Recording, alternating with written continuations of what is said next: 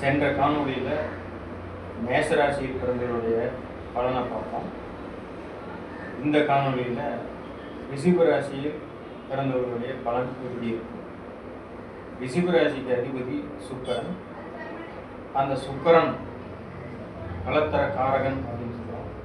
மனைவி அமைவதெல்லாம் இறைவன் கொடுத்தவர்கள், கணவன் அமைவதெல்லாம் கடவுள் கொடுத்தவர்கள் அப்படிங்கிற மாதிரி அந்த மனைவியும் கணவனையும் கொடுக்கக்கூடிய அமையக்கூடிய செயல்படக்கூடியவர் சுக்கிரன், கலத்தர காரகன்.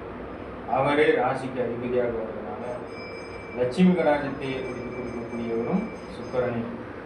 நம்ம வீட்டில் தங்கம் தங்கணும் அப்படின்னா அது காரணகர்த்தாக இருக்கிறவர் சுக்கிரனே.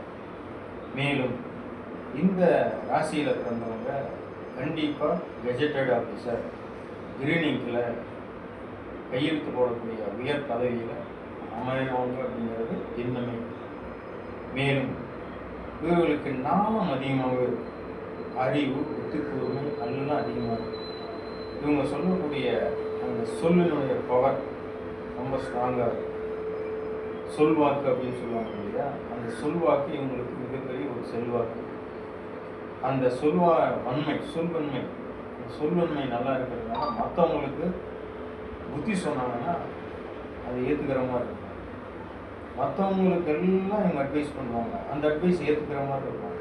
ஆனால் தான் லைஃப்பில் ஃபாலோ பண்ண மாட்டாங்க. இவருடைய வாழ்க்கை உயர்ந்த நிலையடையும், வருங்காலம் வளமாக அமையும்.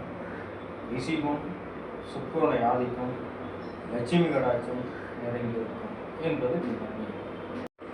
மேலும் ரிஷபராசியினுடைய அதிகப்படியான பலன்களை அறிந்து கொள்ள கீழ்காணும் என்னுடைய தொலைபேசியில் தொடர்பு கொண்டு நேரில் வந்து தெரிந்து கொள்ளுமாறு கேட்டுக்கொள்கிறேன்.